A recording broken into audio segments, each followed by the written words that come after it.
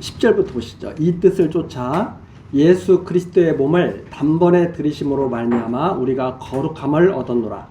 제사장마다 매일 서서 섬기며 자주 같은 제사를 드리되 이 제사는 언제든지 죄를 없게 하지 못하거니와 오직 그리스도는 죄를 위하여 한 영원한 제사를 드리시고 하나님 우편에 앉으사 그 후에 자기 원수들로 자기 발등상이 되게 하실 때까지 기다리시나니 저가 한 제물로 거룩하게 된 자들을 영원히 온전케 하셨느니라. 우선 14절 말씀까지 드렸습니다. 우리 전 시간에 10장 내용, 율법은 장차 오는 좋은 일의 그림자요 참 형상이 아니다. 율법은 좋은 일의 그림자지 참 형상이 아니다. 하나님께서 이 율법을 가지고 섬기는 것을 기뻐하지 않으셨다. 그래서 그 5절에 나오죠. 하나님께서 제사와 예물을 원치 아니하시고 오직 나를 위하여 한 몸을 예비하셨도다. 하나님께서는 율법 제사를 드려서 하나님께 나오도록 하신 것을 갖다가 원하신 것이 아니었다.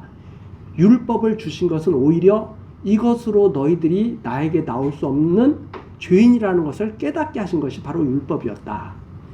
그리고 이 사실을 다윗에게 들려주신 거죠. 그래서 다윗이 이 시를 지어 찬양을 드린 거죠. 아, 하나님께서 이것을 나에게 알려주셨구나. 그런데 이 다윗의 이런 그 삶을 보면은요, 하나님께서 이러한 사실을 알려주셨을 뿐만 아니라 성전을 어떻게 지어야 하는지까지도 다 알려주셨죠. 그래서 나중에 그 아들 솔로몬이 하나님의 뜻대로 성전을 지을 수 있도록 이렇게 다 식양을 다 알려준 거 아닙니까? 이게 상당히 중요한 포인트입니다. 성전을 하나님 섬길 수 있는 성전, 하나님이 임재하시는 성전을 어떻게 지어야 될까? 이것까지도 모형적으로 다 보여주신 거죠. 우리 멋대로 성전을 지으는 것은 하나님께서 임재하실 수가 없죠. 하나님이 기뻐하시는 성전이 지어져야 하나님이 임재하시는 거죠. 이게 중요한 일입니다. 근데 우리는 이제 다윗이 솔로몬에게 유언처럼 말하거든요. 하나님께서 나에게 성전에 대한 식양을 다 전해주셨으니까 내가 알려준 대로 너 꼭 성전 지어야 된다. 그냥 우리 무심코 넘어가는데 사실 거기에 중요한 포인트가 있습니다. 성전 짓는 것이 자기 멋대로 짓는 것이 아니다. 하나님 섬기는 일이 자기 멋대로 하는 것이 하나님 섬기는 일이 아니다. 아무리 좋은 뜻을 가지고 하나님을 섬겨도 하나님께서 원하시는 방식이 아니면 하나님께서 그걸 받으실 수가 없죠. 하나님은 주권자시잖아요. 당신이 원하시는 대로 받으셔야 되죠. 그런데 우리 사람들은 좋은 뜻을 가지고 하나님께 나아갈 수는 있습니다. 그러나 그것이 하나님께서 싫어하신다는 것을 갖다가 알아야 될 필요가 있는 거죠. 아무리 좋은 뜻을 가지고 나가면 뭐예요? 벌써 부패한 이성을 가지고 판단하는 건데. 그래서 중요한 사실은 다윗에게 이런 놀라운 제사에 대한 비밀을 알려주시고 성전 건축에 대한 비밀을 알려주시고 이게 얼마나 다윗을 사랑하셨는가. 그리고 다윗이 그 말씀을 듣고 그대로 순종을 하는 거죠. 하나님께서 다윗을 얼마나 기뻐하셨는지 모릅니다. 그래서 다윗은 내 마음에 합한 자라. 이렇게 말씀하시는 거죠. 우리는 그래서 이러한 하나님의 하시는 말씀을 잘 듣고 내 뜻을 고집하는 것이 아니라 하나님의 뜻을 순종하는 그러한 마음을 달라고 계속 간구하는 기도의 삶이 우리 성도들의 마땅한 기도의 삶이죠. 하나님의 뜻에 순종할 수 있도록 용기를 달라고, 믿음을 달라고, 그러한 기도를 하나님께 간구하게 되는 것이 우리 마땅한 성도들의 기도가 아닌가 이렇게 생각을 하게 됩니다. 자, 그래서 하나님의 뜻, 그것을 다윗은 깨달은 거예요. 아, 율법 제사가 아니라 장차 우리를 구원하실 메시아가 오시겠구나. 그분을 통해서 드릴 제사를 나는 드려야 되겠구나. 그것이 바로 우리 9절까지 내용이었고 10절에서 그걸 이렇게 딱 정리를 했죠. 이 뜻을 쫓아, 그 하나님의 뜻을 쫓아서 예수 그리스도의 몸을 단번에 드리심으로, 짐승의 몸을 드리는 것이 아니라 예수 그리스도의 몸을 단번에 드리심으로 말미암아 우리가 거룩함을 얻은도라. 그래서 성도들은 율법 제사를 통해서 거룩해지는 것이 아니라 그리스도의 영원한 제사를 통해서 거룩해지는 것이다. 아주 중요한 그 제사에 대한 개념이죠. 율법 제사로는 하나님을 기쁘게 할 수가 없다. 자, 그것이 바로 11절에 증거되고 있습니다. 제사장마다, 제사장이 세워지고 계속 세워졌잖아요.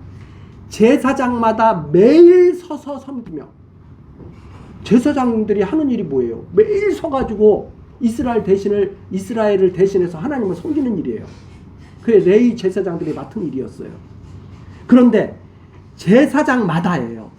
한 제사장으로 끝나는 게 아니야. 계속 제사장마다 세워지면 매일 서서 섬기며 자주 같은 제사를 드려야 돼. 자주라는 말은 하나님이 명하신 그 날을 따라서 계속 제사를 드린다 이 말입니다. 이 제사는 언제든지 죄를 없게 하지 못하거니와, 율법 제사가 죄를 없게 해요? 죄를 없애요? 못 없애요? 못 없앤다는 거예요. 아무리 하나님의 명대로 율법을 열심히 하려고 해도 죄를 없게 하지 못하거니와. 그럼 죄를 없게 하지 못한다는 것은 반대로 생각하면 죄가, 율법 제사 드리고 났더니 죄가 또 생각나. 율법 제사를 드리고 났더니 죄가 또 생각나. 그러니까 매일매일 제사를 드려야 돼. 왜? 죄 지은 것이 또 생각나고, 죄 지은 것이 또 생각나고, 1년에 한 번씩 대제사장이 지성소에 들어가도 내년에도 들어가야 돼? 안 들어가야 돼요? 또 들어가야 돼. 자주 해도 안 돼. 왜 안 되는가? 율법으로는 죄를 없앨 수가 없기 때문에. 죄를 없앤다면 벌써 끝났겠죠. 아니, 첫 번째 아론 대제사장 때는 안 돼도 하다못해 증손자 대제사장 때는 돼야 되잖아요. 안 돼요, 그게. 오히려 생각나. 율법 제사를 드리는 사람은 그래서 계속 죄가 생각나는 거예요. 원래 그게 정상이에요. 근데 율법 제사를 드리면서 죄가 생각나지 않고 내가 얼마나 거룩한 사람인데, 이게 의식하는 자예요. 율법을 가지고 사는 사람들은 계속 죄가 생각나야 돼. 그런데 하나님의 법을 가지고, 사랑의 법을 가지고 사는 사람은 계속 사랑하는 사람만 생각하면 죄가 생각나요? 기쁨이 넘쳐요. 그 기쁨이 넘치는 거예요. 가만히 생각해 보세요. 어떤 사랑하는 사람은 있어요. 그 사람은 계속 행복해. 왜? 죄질 생각이 안 나고 어떻게 하면 사랑하는 사람을 기쁘게 할까? 어떻게 언제 만날까? 이 생각에 온통 있기 때문에 죄 지을 틈이 없어. 그런데 그게 아니라 돈을 어떻게 해서 많이 벌어서 내가 사랑하는 사람에게 갖다 주지? 이렇게 생각하는 사람은 그럼 돈을 어떻게 벌어야 되지? 여기에 몰두하다 보면 수단 방법을 가리지 않을 수도 있다 이 말입니다. 그러니까 사랑하는 마음이 꽉 차 있어서 살아가는 사람은 죄가 생각이 안 나요. 그러니까 어떤 법, 어떤 그 가르침에 그 자체 맹목적으로 따르는 사람들은 자꾸 내가 그 법을 못 지켰네, 내가 그 말씀을 내가 안 따랐네, 이런 식으로 자꾸 자기를 갖다가 돌아보면서 사랑에 대한 기쁨을 올바르게 누릴 수가 없게 되는 거죠. 그래서 제일 좋은 게 뭐냐면 그냥 사랑하는 마음이 가득 차 있는 사람은 죄 지을 틈이 없어요. 왜? 그 사랑에 빠진 사람이 무슨 죄를 짓겠어요? 근데 사랑을 수단화하거나 사랑을 이용해서 어떤 다른 뭘 하려고 하거나 수단화, 이런 사람들은 상당히 위험한 사람입니다.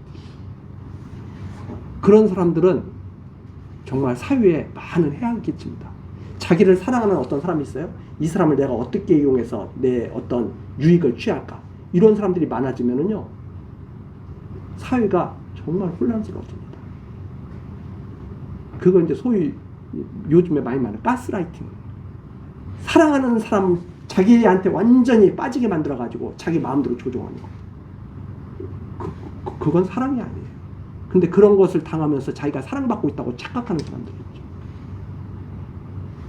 진짜 사랑받는 것은 아무 조건이 없습니다.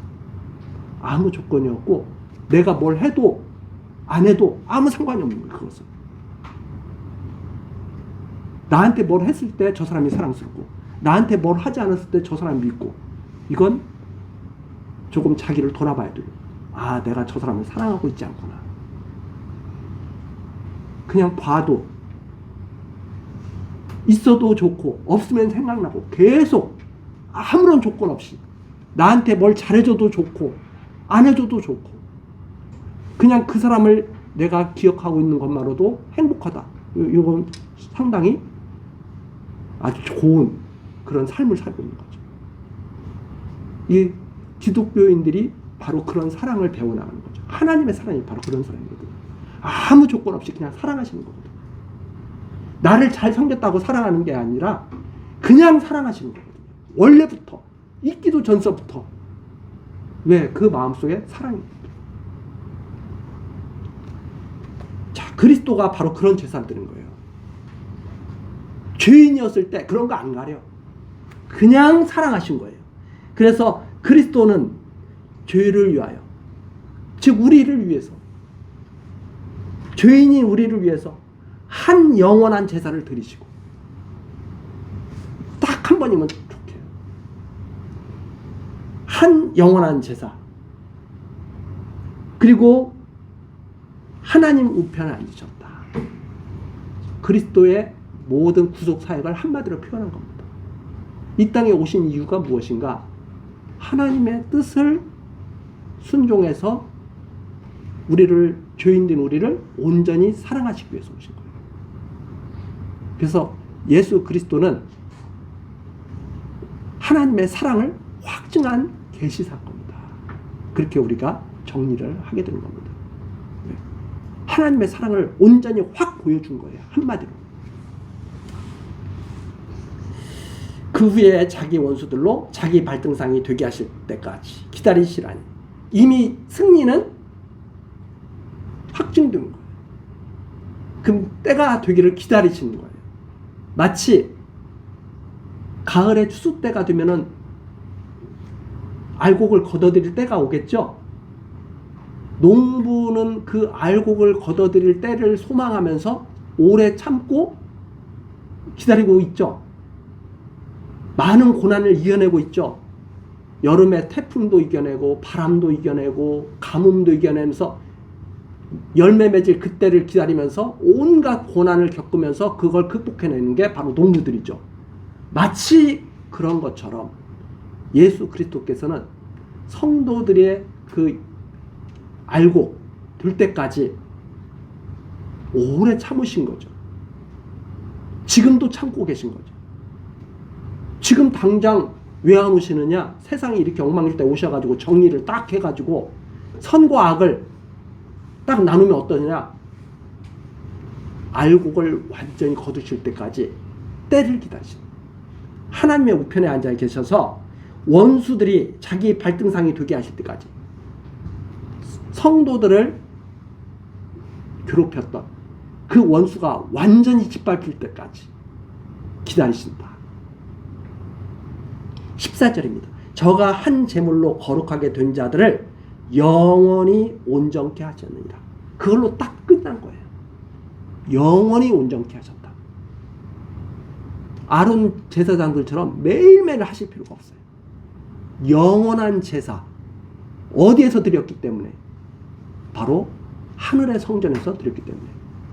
이 땅에서 지어진 장막에서 모형적인 제사를 드린 것이 아니라 참 제사, 영원한 제사를 드리신 것을 나타내 주시는 그 사건이 무엇인가 하면 그리스도가 십자가에서 죽으셨을 때 지성소와 성소를 가리고 있던 휘장이 쫙 갈라진 사건이에요. 그것은 이제 그 성전에, 지상의 성전은 수명이 다한 것이다. 그리스도가 죽으심으로 말미암아서 그 성전이 완전히 무용지물이 됐다는 것을 보여주는 사건이 휘장이 쫙 갈라진 사건이에요. 그리스도가 죽으실 때 그 휘장이 쫙 갈라졌잖아요. 이제 그것은 끝났다는 증거를 보여주신 거예요. 그런데 그걸 안 믿는 거예요. 휘장이 갈라진 사건을 예수님이 휘장을 딱 갈라놓으니까 어떤 사람들이 그걸 다시 꿰매. 그래가지고 다시 그걸 시작을 해. 예수님을 대적하는 사람. 아니 예수님이 갈라놨는데, 아니 하나님이 쫙 갈라놓으셨는데 그걸 왜 다시 꿰매가지고 다시 그 짓을 하려고 그래. 나 인정하지 못하겠다. 하나님 하시는 일을 인정하지 못하겠다. 이런 마음인 거죠. 아니면 전혀 다윗처럼 하나님의 말씀을 듣지 않고 있는 거예요. 다윗처럼 들어야 되잖아요. 다윗은 하나님께서 내게 들려주시기를 내가 율법 제사를 기뻐하지 아니한다. 이게 들려주신 거거든요. 그게 안 들리는 거죠. 귀가 막혀 있는 거죠. 다윗처럼 귀가 탁 열려가지고 하나님의 말씀을 듣고 하나님의 뜻대로 지어지는 성전을 바라보고 그렇게 해야 다윗의 뒤를 따라오신, 다윗의 자손으로 오신 그리스도를 우리가 함께 영접하는 사람들이 되는 거죠.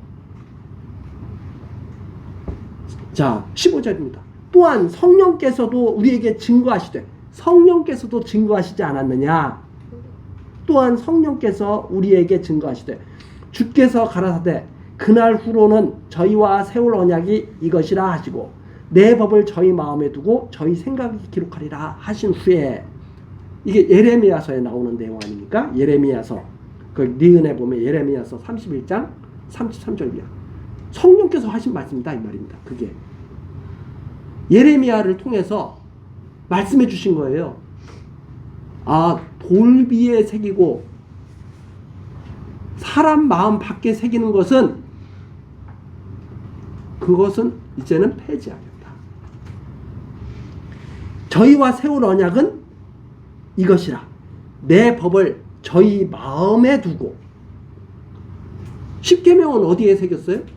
돌비에 새긴 거예요. 마음에 새긴 게 아니에요. 저희 생각에 기록하리라. 그러니까 하나님의 법을 어디에? 마음에 새기고 신비에 새기고 생각에 기록하는 거예요. 그렇게 하신 후에 또 뭐라고 말씀하셨느냐?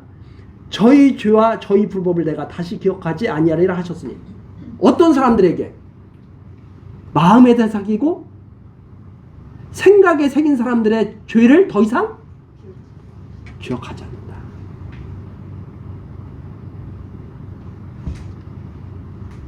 이것을 사하셨은즉 다시 죄를 위하여 드릴 제사 드릴 것이 없느냐.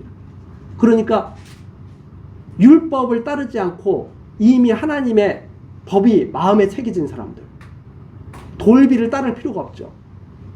생각에 기록된 사람들은 하나님께서 이미 죄를 사해 주신 사람이에요. 그래서 더 이상 죄를 위하여 율법 제사를 드릴 필요가 없다 이 말이에요. 계속 반복되는 제사. 그래서 지금 예배가 옛날 구약 시대 율법 제사와 같은 거예요? 다른 거예요? 이건 완전히 다른 거예요. 만일 구약 제사처럼 드리려면 목회자는 제사장들이 입었던 다른 옷을 입어야 되겠죠? 성도들은 제사장과 같은 똑같은 옷을 입으면 돼야 안 돼요? 제사장 옷 따로 있어요? 제사장처럼 옷 입어야 돼요. 하나님께 드릴 예물을 매일매일 갖고 그 명하신 순서에 따라서 다 해야 되겠죠. 그리고 1년에 한 번씩은 뭐 해야 돼요? 다 예루살렘에 가야 되겠죠. 제대로 하려면 1년에 한 번씩이 뭐예요? 절기 때마다 가야지. 그래서 제가 다시 한번 말씀드리지만 율법을 지켜서 하나님께 나가려면 다 해야 돼요. 내가 할 수 있는 것만 하고 하나님 제가 할 수 있는 만큼 다 했으니까 됐죠? 천만의 말씀이에요. 율법대로 하려면 모든 것을 항상 해요. 근데 사람들은 참 너무나 이 자기중심적인 게 뭐냐면 할 수 있는 것만 지키라고 그래. 할 수 있는 건 몇 가지 해놓고. 아니 그런 게 하나님이 언제 계명 말씀하실 때 너희들이 이 중에서 할 수 있는 거 10가지만 택해서 지켜. 언제 그렇게 말씀하셨어요? 선택의 여지가 없어요. 모든 것을 항상 해야지. 이것이 바로 18절까지 내용에서 우리들이 정리해 볼 수 있는 내용입니다. 아, 예수 그리스도의 영원한 제사로 모든 율법 제사는 다 이제 온전히 이루었구나. 그래서 더 이상 율법 제사로 돌아갈 필요가 전혀 없구나. 이것을 확실히 믿고 들린 사람은, 마음속에 새겨지고 생각에 기록된 사람은 그 사람이 바로 하나님의 은혜를 따라서 죄사함을 받은 하나님의 백성들이구나 하는 것을 우리들이 알게 된다 하는 내용입니다. 우리 다음 시간 19절 내용을 또 살피기로 하고 여기까지 하시겠습니다. 기도하시겠습니다. 은혜로우신 하나님, 오늘 또 우리들을 교회학교로 모시고 하나님의 귀한 말씀으로 예수 그리스도의 영원한 제사에 대해서 확신을 갖게 하시니 감사와 찬송을 드립니다. 하나님, 우리들이 이 세상 살아갈 때 참으로 죄 문제 때문에 괴로워하고 서러워할 때가 많이 있습니다. 우리들의 심령에 하나님의 말씀을 새겨주시고 우리들의 생각에 하나님의 뜻을 기록해 주셔서 온전히 하나님의 기뻐하시는 그 삶을 살아갈 수 있도록 은혜를 베풀어 주옵소서.